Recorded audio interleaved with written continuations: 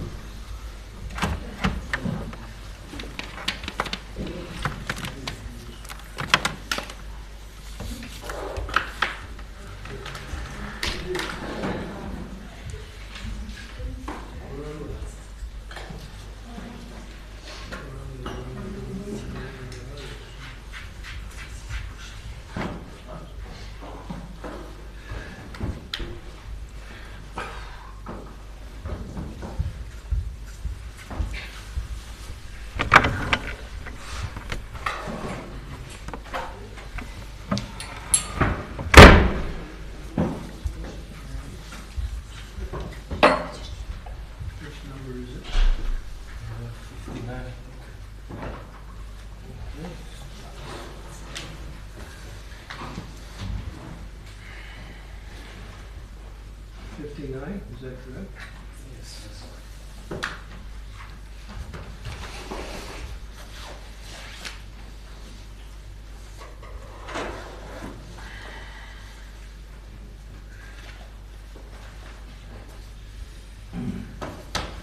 So we'll do Krishnamati.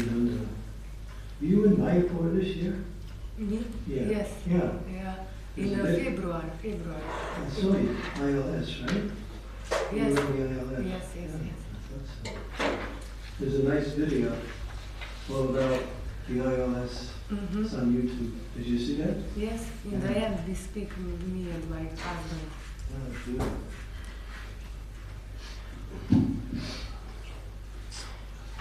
Okay, so Yasomati Nandana Brajavana Nagaram Gokularam Jana Kahana Yasomati Nandana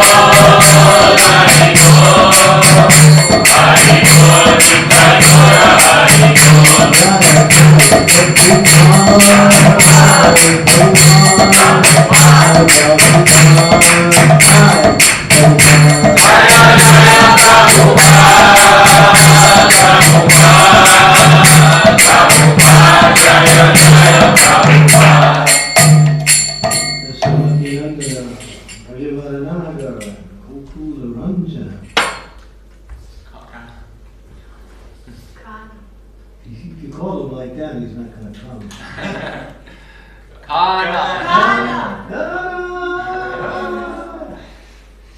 Okay. Okay, this is Canto 10, Chapter 1, verse number 59. The advent of Lord Krishna, and it's the introduction. Drishta samatvam tat chaure.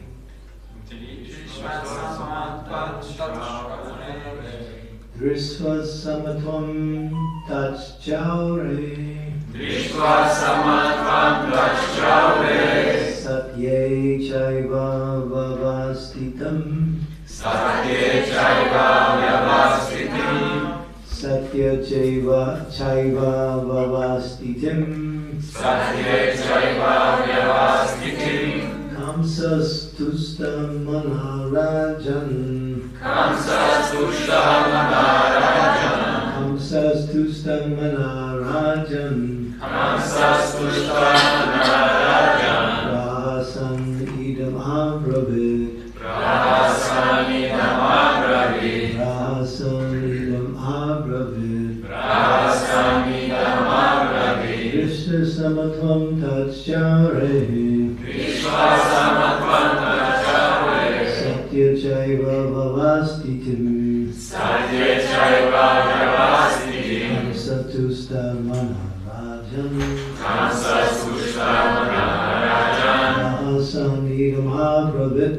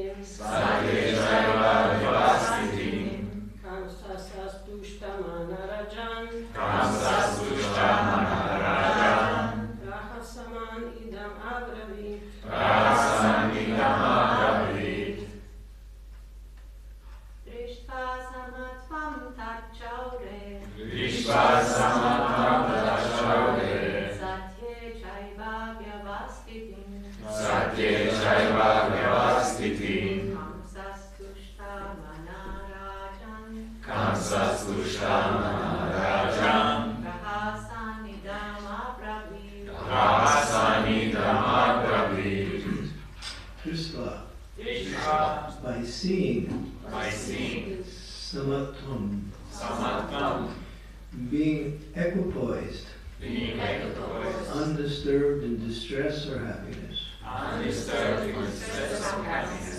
tat, share, avasudeva, satye, in truthfulness,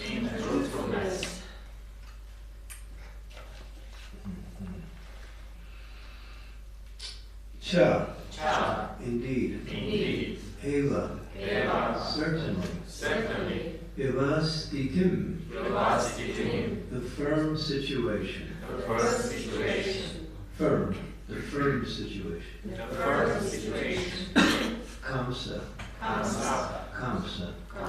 dustamana, being very satisfied with Vasudev's behavior in delivering the first child to keep his promise. Rajan, O Maharaj Parikshit, Prahasan, with a smiling face, Idam, this, Abravit, said. Sukadeva Goswami continues his narration here. My dear King Parikshit, when Kamsa saw that Vasudeva, being situated in truthfulness, was completely equipoised in giving him the child, he was very happy. Therefore, with a smiling face, he spoke as follows. The word samatvam is very significant in this verse. Samatvam refers to one who is always equipoised, unaffected by either happiness or distress. Vasudeva was so steadily equipoised that he did not seem in the slight bit agitated when delivering the firstborn child into the hands of Kamsa to be killed. In Bhagavad Gita 2.5.6 it is said, Duke swa anu dipgya manasukeshu vigatas viha. In the material world, one should not be very eager to be happy, nor should one be very much disturbed by material distress. Lord Krishna advises Arjuna, Martas parsas tu kaunteya Krishna sukha dukkha arama ayino nityas tam stitikshas bhavara. O son of Kunti, the non-permanent appearance of happiness and distress and their disappearance in due course are like the appearance and the disappearance of winter and summer seasons. They arise from sense perception of skin and bark, and one must learn to tolerate them without being disturbed. The self-realized soul is never disturbed by so-called distress or happiness, and this is especially true of an exalted devotee like Vasudeva, who showed this by his practical example. Vasudeva was not at all disturbed when delivering his first child to Kamsa to be killed. Omagyan Timirandasya Ginanjana Salakaya Chaksum Militam Yena Tasmai Shri Gurave Namaha Mam Vishnupadaya Krishna Presnaya Bhutale Srimati Bhakti Vedanta Swami Iti Namine Namaste Saraswati Deve Gaudavani Pracharine Nirvishesha Sundravani Prasyatya Satarne Vanchakalpatarudhasya Kripa Sindhu Vedacha Patitanam Bhavanebhyo Vaishnavebhyo Namo Namaha Shri Krishna Chaitanya Prabhu Nityananda Shri Advaita Gadadhara Srivasadi Gaura Bhakta Hare Krishna, Krishna Krishna, Hare Hare, Hare Rama, Rama Rama, Hare Hare. Well, it says here that Vasudeva was completely equipoised, undisturbed, in giving the first child to Kamsa. So what would you say? Someone might criticize that. How would they criticize that? Think about what a person might say when they heard what Vasudeva did, or how he reacted in what he did. He's heartless. He's heartless, yeah. He's like stone. There's no heart. He's just somewhat without feelings. What's wrong with it? Yeah, people will criticize like that, and they do. But it's understood that one who depends always on the mercy of the Lord in whatever they do doesn't become disturbed by whatever happens or doesn't happen. So some situation in life may bring about some happiness. Another situation may bring about some distress. But this is the ways of the world. There is, wherever there is one side of something, there is the other side. You can't have, what we say, pure happiness, constant happiness in the material world, because the world is a world of duality. So wherever you see one side, the other side, if it's not present, it will come in due course of time. And people are very much an illusion, thinking they can find happiness in everything they do. They have to understand that the world doesn't work like that. It just doesn't. The modes of material nature, goodness, passion, and ignorance, are always moving. In the Bhagavad Gita, Krishna speaks about that. He says sometimes the mode of goodness becomes prominent, sometimes the mode of ignorance becomes prominent, sometimes the mode of passion becomes prominent, and there is a constant struggle for superiority of the modes, like that. So these modes are what controls the material energy. In other words, as Krishna says again, in the 14th chapter, there's nothing beyond these three modes of material energy. He's referring to the material energy. So in these three modes, these are what is called energies that make up the actions and reactions of all activities in the material world. When someone performs a particular activity, the quality of that activity, combined with the consciousness of the doer, connects with one of the material modes based on the quality and consciousness. And then that mode will bring the reciprocated results. So those who act in a mode of ignorance, all the time, they're always suffering. There's no question of even any kind of happiness. One who acts in the mode of passion will get some relief from suffering occasionally, but most of the time they struggle, which is another form of suffering.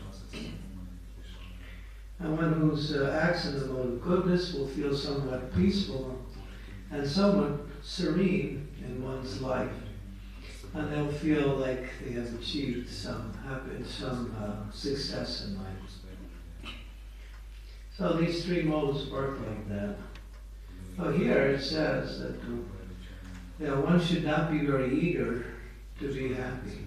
Does that sound right? What does that mean? We should be eager to be miserable, right? Is that what it means? But the other side is also mentioned. So one should not be disturbed also by whatever material energies come to give some distress. So that's called dhira. Dhira, dhira, jana, priya, priya, paro, nama, pujito. It talks about the 6 Goswamis of Vrindavan. They were dhira. Dhira means whatever happened, they were equipoised. Oh yeah, happiness is there, that's nice. Stress is there, that's nice. But I'm fixed on Krishna. He's above material happiness. He's above material distress. So only one who is fixed, is their mind are fixed in devotional service, and are engaged in that way, accordingly, can be freed from the turbulence of this material world, which is constantly coming. Happiness comes this 1 minute, you'll see, and maybe in our own experience, 1 minute you could be feeling very, very happy. And someone will say something and your whole day is ruined. Why did I be that person today? I wish I would have went the other direction. So yeah, so we curse our bad fortune or our fortune. So we always think that these things are happening by accident, but there's not.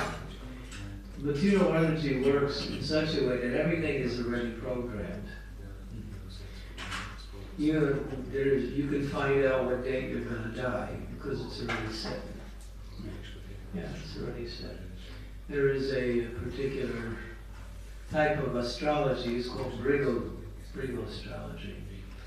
They're called Briggle readers. They can simply talk to you, get a little understanding about you, and they can tell you what happened in your last life, what happened in the beginning of your life, what will happen in your life now. They can also tell you when you die. These astrologies are very rare. There's only a few of them left on the planet because it's a very difficult science to master. But they do exist. Because the material energy is mutable. It's always changing. So, and sometimes people say, well, Krishna knows everything, right? He knows past, present, and future. So he knows what I'm going to do, he knows what I'm not going to do, he knows when I'm going to go back home to Godhead or not in this life. He knows what kind of birth I'll take if I don't go. He knows everything. So, if he knows everything, what's the use of me trying for anything? Because it's going to happen anyway, right? Just might as well just, kick back and just eat pizza all the time until you die or something. In other words, what's the use of making any efforts if everything is already done, right? So what would you say to that? Well, what kind of response would you give if somebody said that, this is the way it is, Krishna knows everything, well, why even try to do anything, because it's already set in stone, it's already going to happen. So whether I do something or I don't do something, this is my destiny. So how would you respond to that? We can say that we need to change we need to work on our attitude. Maybe things from outside, it's already set. But our attitude and approach to this, what's happening, it's important. Well, that's partially true. But it's the actual understanding is you can change the future by the present. Although Krishna knows what's going to happen in the present, in the future, you can change that. And that's what's called Krishna's mercy. He acts in such a way as to help you understand that if you act in this way, this is what's going to happen. But if you take my advice and chant the holy names and become more serious in devotional service, then your material karma will be changed. In other words, you can reprogram your whole future simply by acting in the proper way. Because the present is the foundation for the future, and the past is the lesson of the present. So when you study both of those things, the present and the past, you can somehow or other see, well, where am I going now? What is my attitude? What is my activities? And am I satisfied with that? Am I making progress? If I continue to do this in the same way and work on that, then it looks like I'll have a good, destination at the end of my life. Or you might say, well, I'm in Maya. I'm not so happy. It looks like I'm going to die soon. We get into the morbid mood, There's so many things. So all of these things are left. That's why it says surrender is a moment-by-moment program. Bhaktisiddhanta Saraswati talks about that. He says that initiation puts you in a position to practice the mood of surrender. And then you can understand how to surrender by the process of taking initiation from the spiritual master. He gives you the blueprint for your activities and how to make progress in devotional service. So we always have our choice every minute. Every minute we have our choice. But if we depend on Krishna, if we remember Krishna, then automatically Krishna guides us towards Him, and all of our activities become auspicious, or what we say, elevating. It brings us closer to Krishna. Now that's the whole thing. And then, even in the midst of that consciousness, happiness will come and distress will come. But a devotee won't be so disturbed by either one. Just like it says in the Bhagavad Gita, there's a nice verse that illustrates this.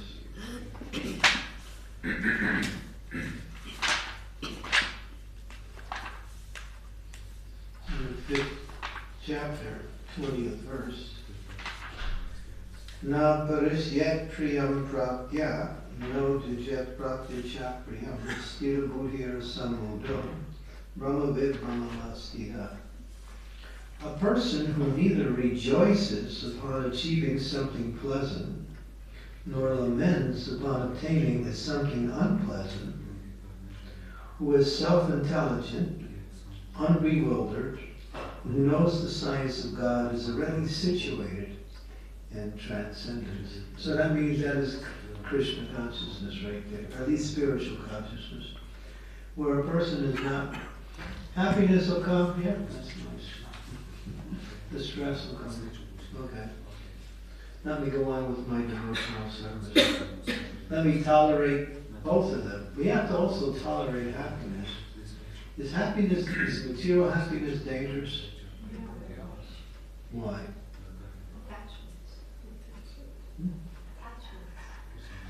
Attachments. Because of attachments.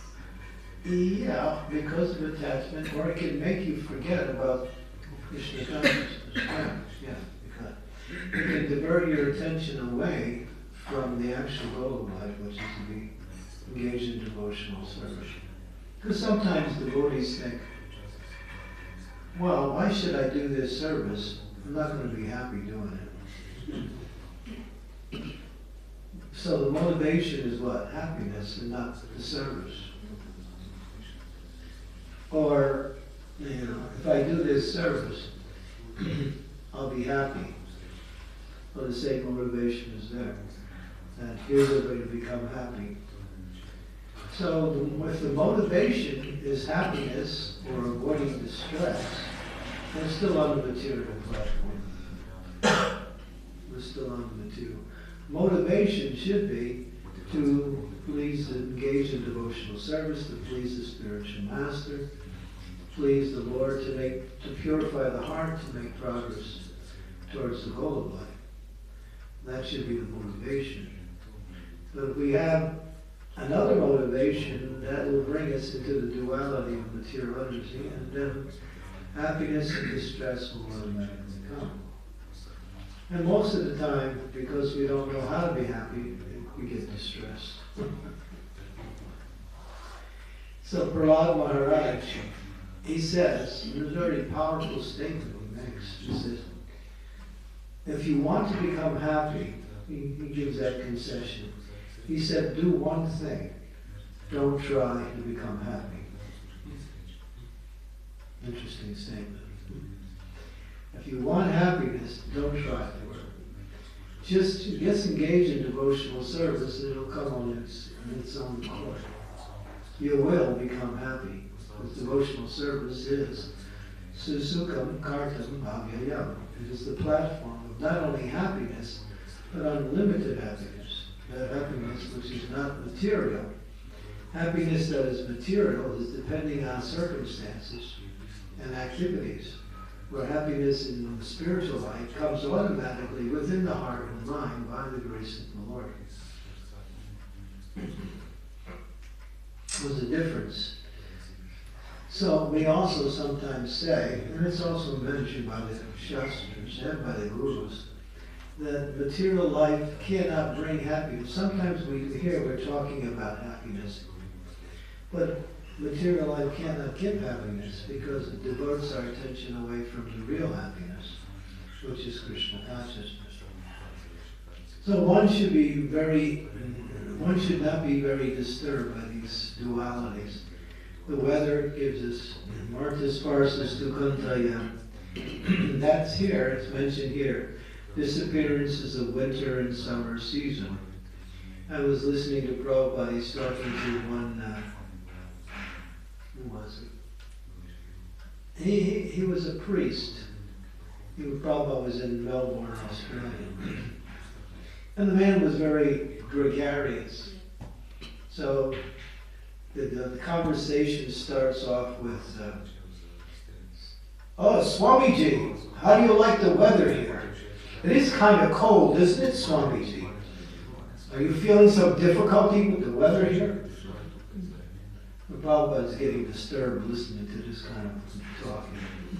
The man is supposed to be trying to be friendly and, And Prabhupada immediately said, Martas Parsas Dukkantaya.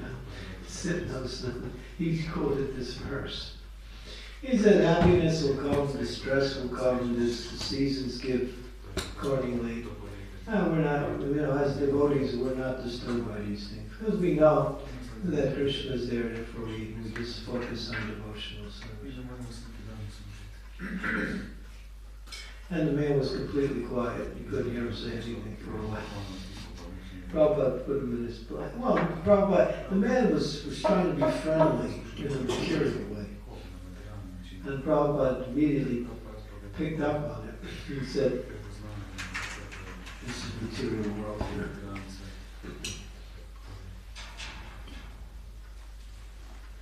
There's one little story where one king, he's a powerful king, he has a lot of influence. And not only that, he's quite happy. He has many followers. He's successful in all activities. And so, because he's happy all the time, he's a little bored. Too much happiness. Prabhupada talks about sometimes, just like a rich man sometimes, he can get any kind of food he wants, but sometimes he wants puffed rice. Something ordinary, something, very plain, just for some variety of life.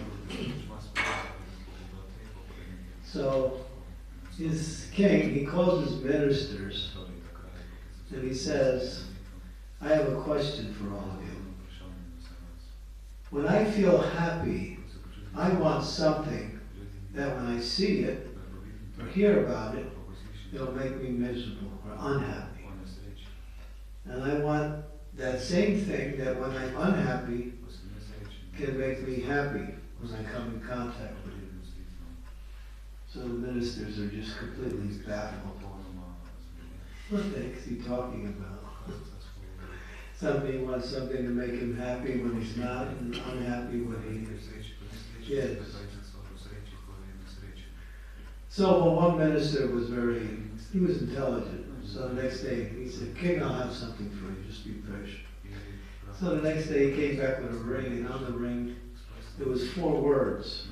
It was inscribed on the ring, and it said, and he said to the king, here, you wear this ring, and when you feel happy you read this, you'll feel unhappy. And when you feel unhappy you read this, you can feel happy. So the 4 words were simply, very simple. This soon will end.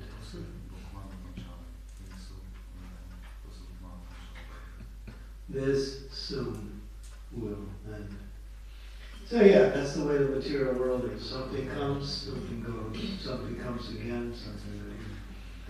So it's very important for devotees to be much aware of this phenomenon, because if we stay fixed in devotional service, then the waves of happiness and distress will not disturb the devotee. The devotee is fixed and will make progress in devotional service. But to become equipoised is something that one has to practice. It's not something that is just easily attainable. Because the way the world works, everyone lives according to, how they feel. If they feel happy, then, they celebrate. Or let everybody else know. If they're visible, and then they also complain or tell everybody else about it. So, people's lives are more or less adjusting to material energy so they can somehow or other find happiness in whatever they do. I remember I was giving a lecture it was in Poland. It was during the Polish festival. It was the Woodstock Festival. This was back in the year 2002, I think it was. No, 2001. So I was up on the stage, and some of the people who come to that program, were just like drunk, rowdy, and just kind of wild.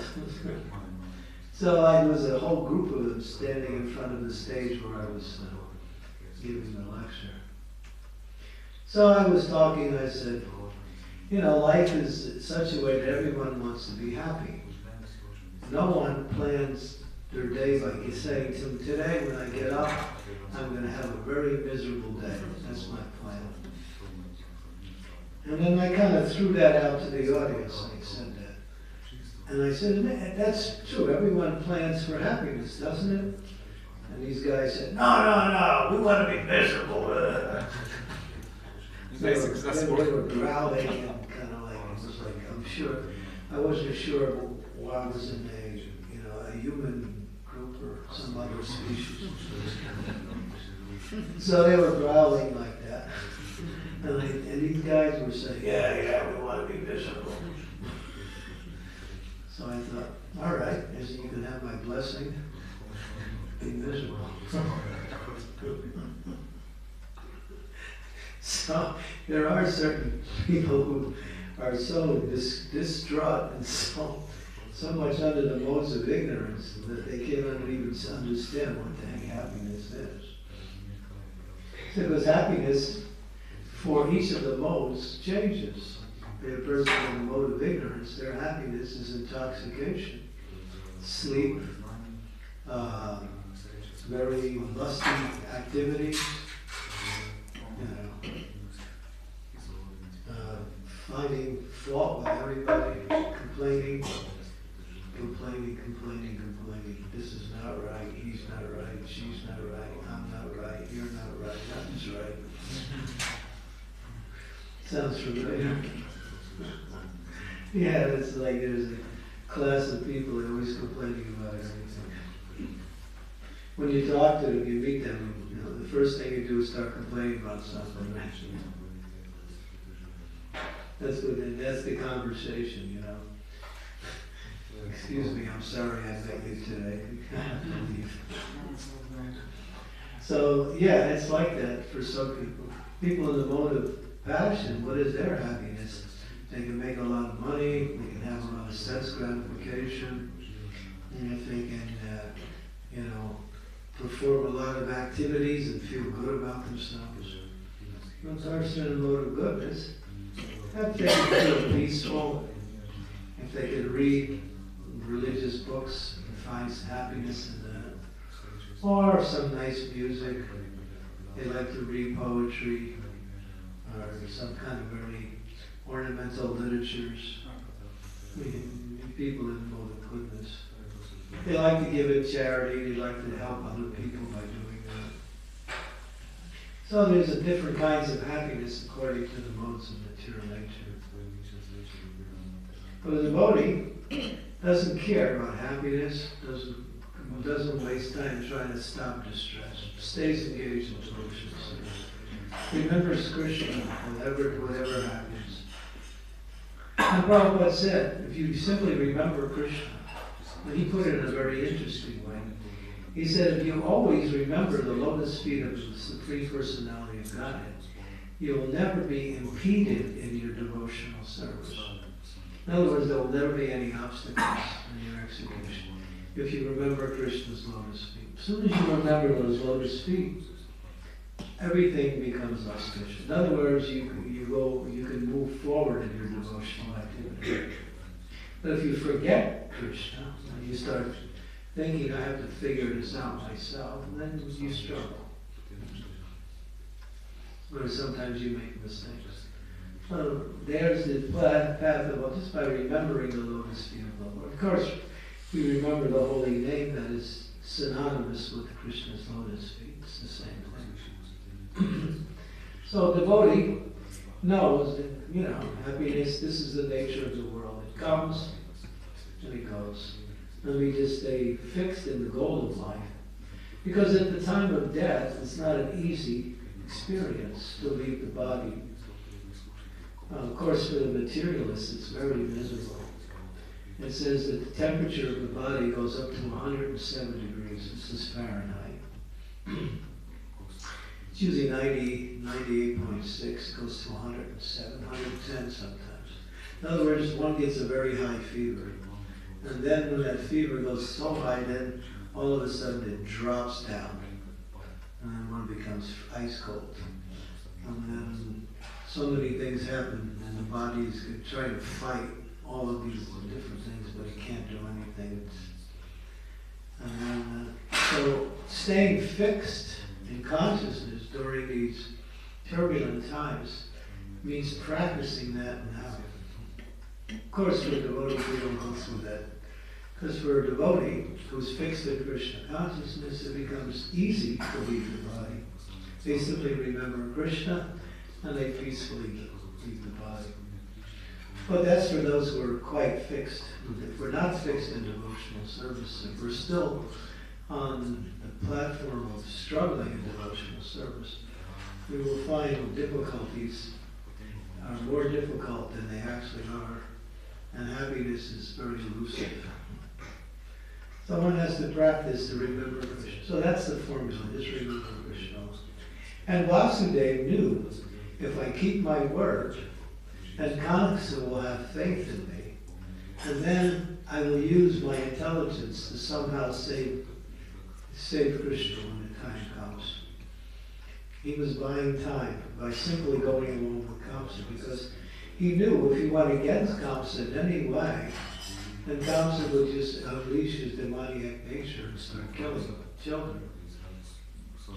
And so when you deal with people who are, when we say demoniac or cheaters, you sometimes have to become a little capricious in order to somehow further Krishna consciousness.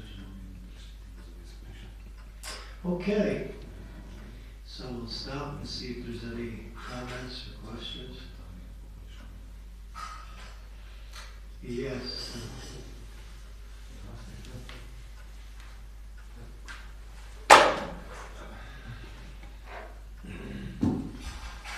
Actually, thank you very much for these thoughts about our lives also end soon, and how we shouldn't be disturbed or enchanted by material arrangements.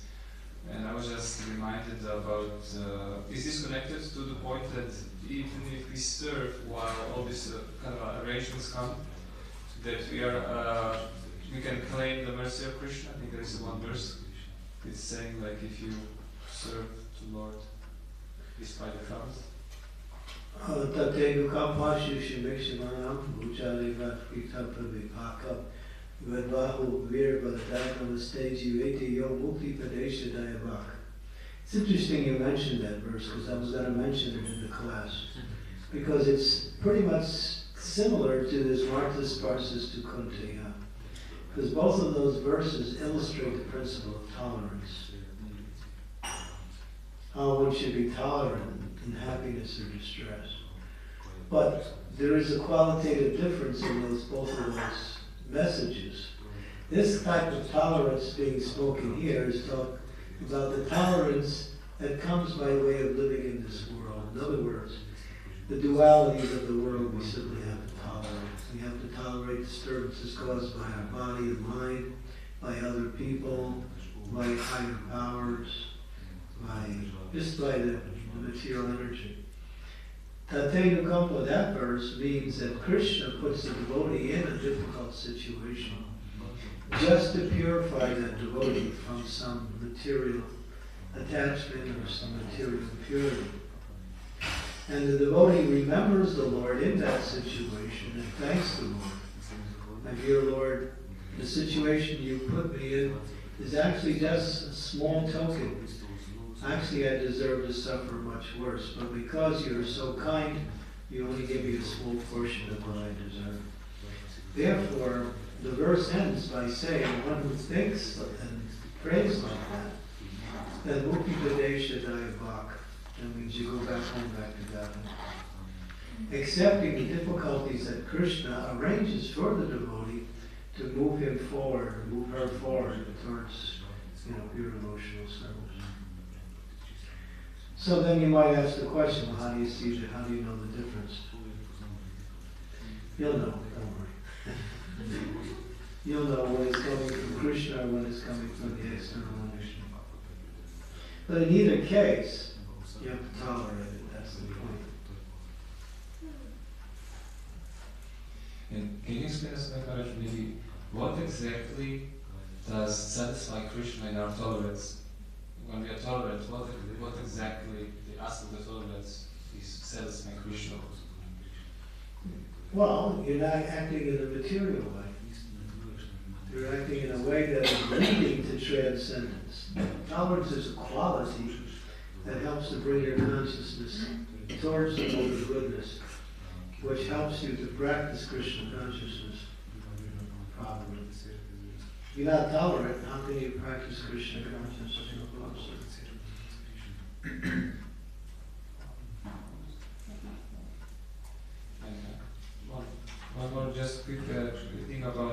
you said that is already kind of. It's there, it's written, you can find out if you want. I can Google it. And, You can Google it. Well, you were telling me about that new technology they have now. I don't think that's so smart. And Shiri, you know that one, Shiri? You can ask her a question and she'll give you an answer. It's a machine. Whatever question you ask, she gives you an answer. One time we were sitting in the car or something, we decided to say to Shiri, Hare Krišna. So that's what we said to her.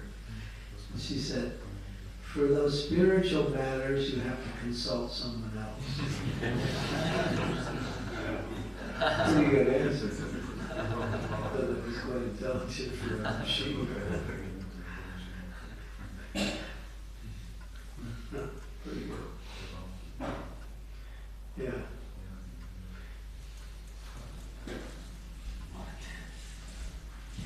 Thank you, Maharaj. Hare Krishna. Maybe you can help us to understand properly. For example, in our society, there is a possibility that a person don't feel happy, but in a way, service what he doing on position based on ashram, or I don't know. So if this person thinks this is mental platform, conditioned platform, should I just tolerate this, or I need to think about how to change something? If you're going on a devotional service and you're not happy, obviously there's something wrong. The Prabhupada would say that if you're not feeling happy, you're in Maya. Because devotional service is the platform of happiness. So then you might ask, well, what is it about my devotional service that I need to change or practice? Maybe I'm leaving out something, maybe I'm committing offenses, maybe I'm, you could start thinking maybe what is the cause of not me experiencing happiness. You know, when I experience that, I know what the cause is. I can tell. I mean, I've been in situations where I know when I'm feeling unhappy, I know why. I know why. Because after a while you start learning what is that you're not doing or you're doing that you shouldn't be doing that's making you unhappy or not feeling happy. You start to learn that. But, but that happiness is not material. It's coming by way of your execution of devotional service. It's coming from the spiritual energy. Ultimately, it's coming from Krishna. So, if you're not feeling happy and you're executing devotional service, then you have to think. Maybe I'm not associating with devotees enough. Maybe I'm not serving the devotees. Maybe I'm chanting, but my chanting is offensive. Or something. You can start thinking, maybe I'm not reading Prabhupada's books and I should be reading more. So after some time you start to see, you start to understand how you function.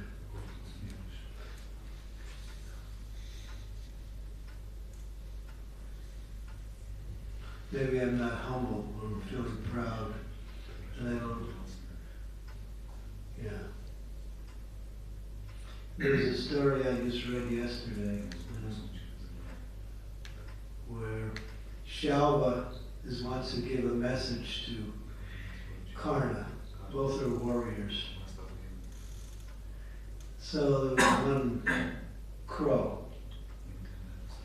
He's a nice crow, and he's getting a lot of praise from the other crows, and they give him a lot of gifts.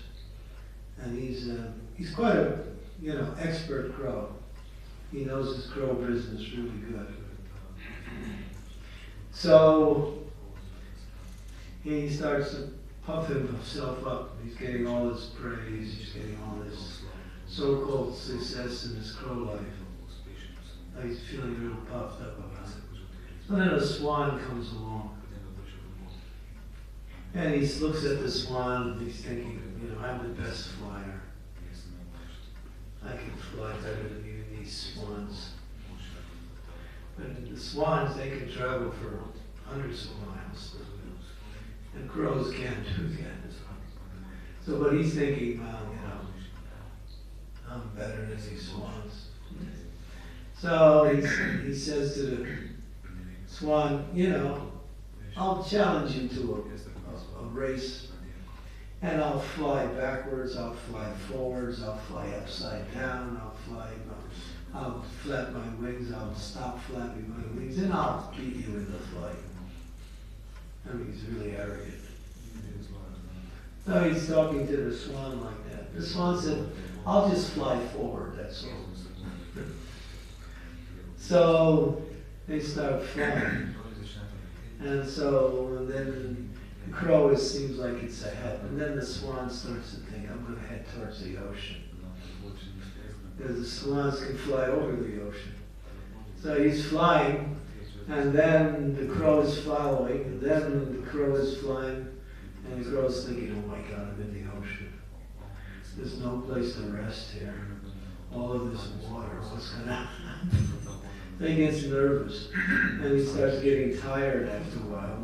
The swan is just flying along so nicely. And the crow is just, and then the crow starts to fall, and he's losing power. And he starts sinking. Now he's just laying on top of the waves and can't move anymore. And so the swan comes and picks him up, takes him back to land, and makes him feel good. And then says, nice knowing you, crow. Flies away. So, the swan was real kind. He could have left him there.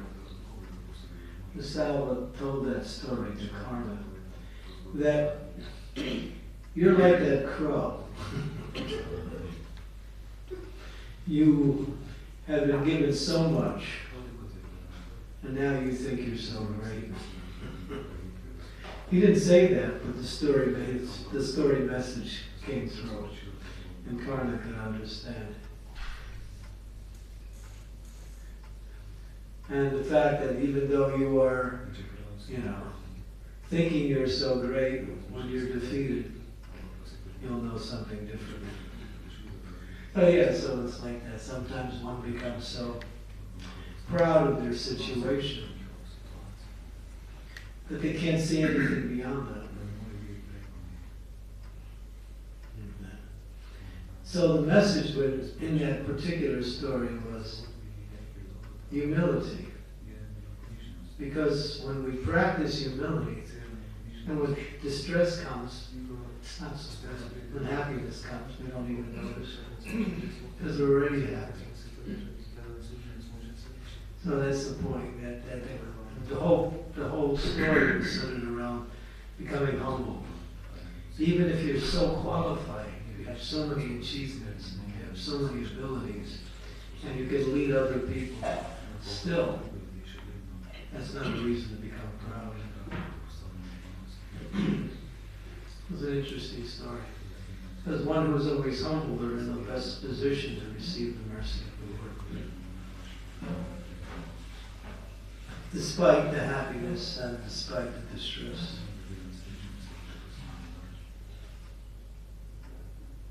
Is that up? That's your question. Yes, thank you. Anything else? Anyone else? Okay, thank you. Srimad Bhagavatam ki jai. Prabhupada ki jai. Jai.